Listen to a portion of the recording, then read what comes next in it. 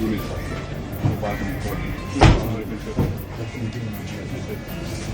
वालेकुम सलाम।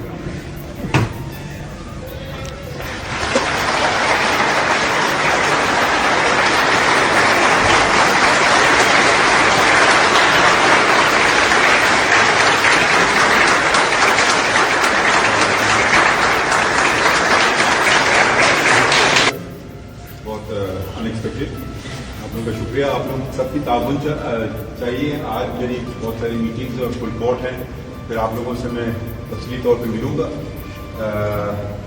ये याद रखिए कि अदालत और सुप्रीम कोर्ट लोग खुशी से नहीं आते, मसले अपने ख़त्म करने के लिए आते हैं। तो बराए करम आप ऐसा उनसे सलूक कीजिए जैसे कि एक मेज़बान मेहमान से करता है।